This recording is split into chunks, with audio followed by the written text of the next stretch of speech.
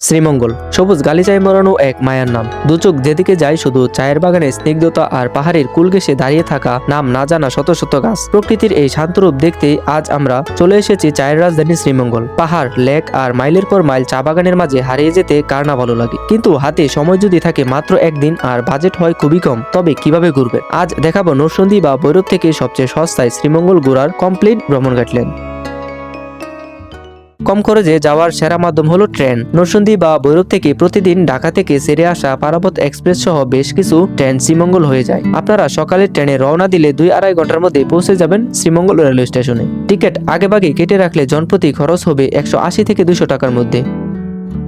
স্টেশনে নেমেই ফ্রেশ হয়ে স্টেশনের পাশে থাকা একটি রেস্টুরেন্ট থেকে সকালের নাস্তা সেরে নেই। এক্ষেত্রে জনপ্রতি সকালের নাস্তার খরচ 100 টাকার আশেপাশে। এরপর পুরো দিনের জন্য আমরা 2000 টাকা দিয়ে 5 জনের একটি চাঁদের গাড়ি রিজার্ভ করে নিলাম। জনপ্রতি ভাড়া পড়েছে মাত্র 400 টাকা।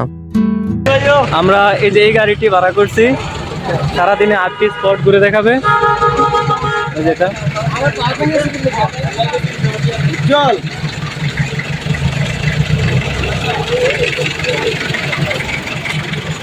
এই যে আমাদের ড্রাইভার ভাই এদিকে আজকে কোন কোন স্পটে নিবেন এটা একটু বলেন।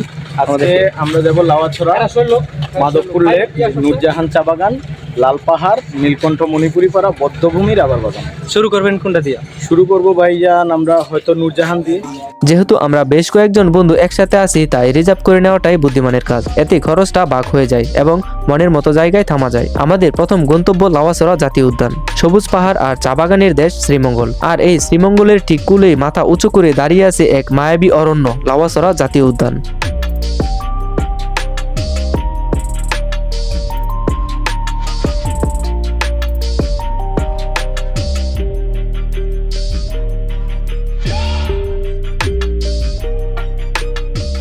এখন আমরা টিকিট কাটা সম্পূর্ণ হয়েছে।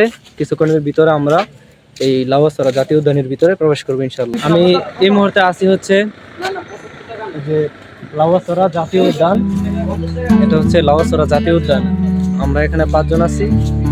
আমরা সবাই নরসিংদী থেকে আসছি।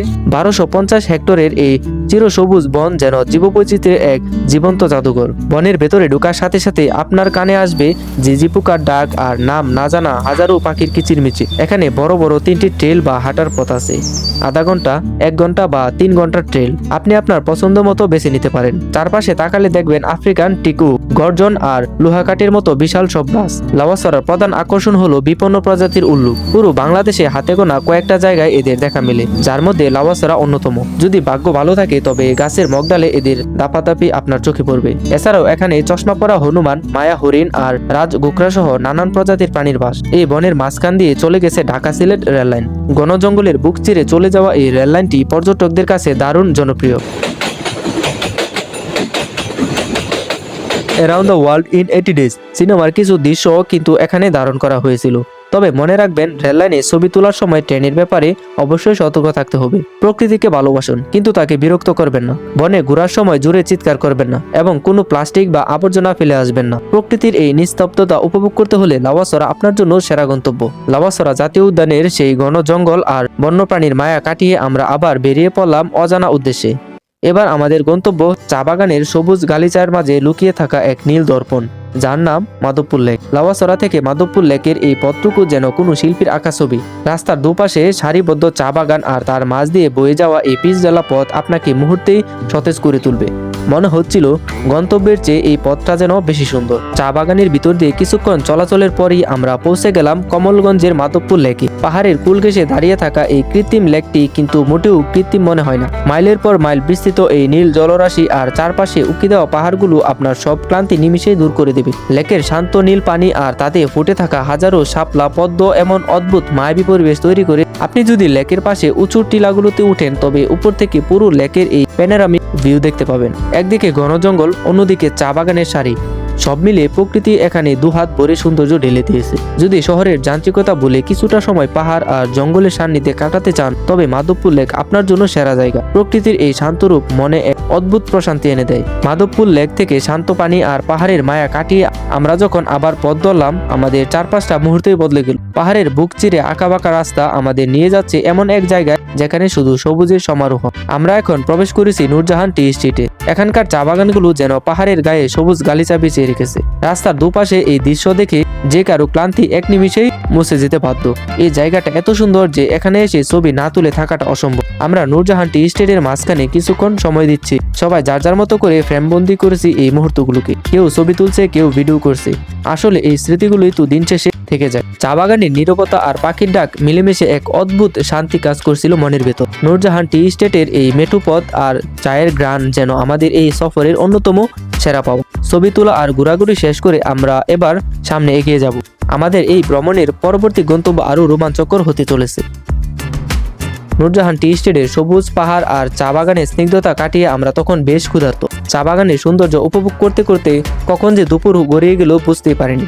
দুপুরের খাবারের জন্য আমরা দ্রুত চলে এলাম লোকাল একটি হোটেল। পেটে তখন প্রচন্ড খিদে, তাই খাবারের কোনো ভিডিও করার কথা আমাদের মাথায় ছিল না। কিন্তু বিশ্বাস করুন, হোটেলের সেই দেশি মেনু আর গরম গরম ভাত আমাদের ক্লান্তি এক নিমিষেই দূর করে দিল।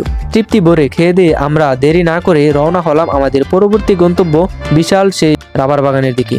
সারি সারি গাছ আর নির্জন বনের ভেতর কি অপেক্ষা করছে আমাদের জন্য চলুন দেখা যাক। সবুজ যেখানে কথা বলে আর সারি সারি গাছ যেখানে আকাশ ছোঁয়ার স্বপ্নে বিভোর। স্বাগত সবাইকে। আজ আমরা হারিয়ে যাব এমন এক জাদুকরী রাবার বাগানে। এখানকার স্নিগ্ধতা আর সতেজ বাতাস আপনার মনকে মুহূর্তেই শান্ত করে দিবে। বাগানে পা রাখতে চারপাশের তাপমাত্রা যেন কয়েক ডিগ্রি কমে গেল। উপরের দিকে তাকালে দেখা যায় ঘনপাতার ছাউনি দিয়ে চুইয়ে আসা সূর্যের আলো।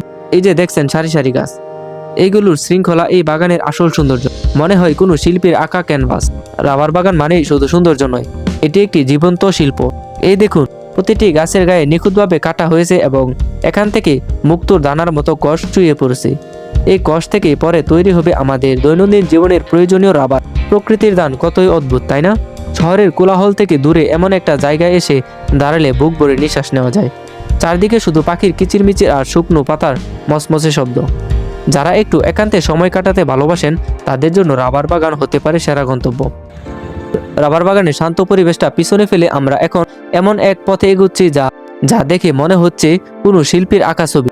এই যে দেখছেন সামনের বিস্তৃত চা বাগান, এর বুক চিরে চলে যাওয়া চমৎকার রাস্তাটি আমাদের নিয়ে যাবে লাল পাহাড়ের পাদদেশে।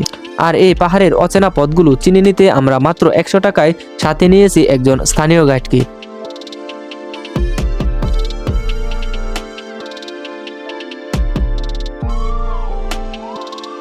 সবুজ গালিচার মতো বড় বড় চা বাগানের সারি পার হয়ে আমরা প্রবেশ করলাম এক পাহাড়ি জিরিতে। কষ্ট করে লাল পাহাড়ের চূড়ায় পৌঁছালাম, তখন ক্লান্তি যেন নিমিষে উধাও হয়ে গেল। পাহাড়ের চূড়া থেকে চারপাশটা যেন সবুজের এক মহাসমুদ্র। আমরা মন ভরে ছবি তুললাম, ভিডিও করলাম। এই স্মৃতিগুলোই আসলে অমূল্য।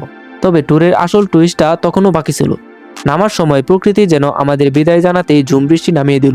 পাহাড়ের বুকে বৃষ্টিতে ভেজার এই মুহূর্তটা আমাদের পুরো ট্যুরকে পূর্ণতা দিল। ভেজা শরীরে ক্লান্ত পায়ে কিন্তু এক বুক আনন্দ নিয়ে আমরা ফিরে চললাম। সব মিলে শ্রীমঙ্গলে এই যাত্রাটি ছিল অসাধারণ। প্রকৃতির এত কাছাকাছি এসে মনটা সত্যিই জুড়িয়ে গেল। আশা করি আজকের ভিডিওটি আপনাদের ভালো লেগেছে। যদি ভালো লেগে থাকে তবে লাইক দিন এবং আমাদের পরবর্তী অ্যাডভেঞ্চার দেখতে সাবস্ক্রাইব করে পাশে থাকুন। দেখা হবে পরবর্তীতে অন্য কোনো ভিডিওতে অন্য কোনো স্থানে। সে পর্যন্ত ভালো থাকুন, সুস্থ থাকুন। আল্লাহ হাফেজ।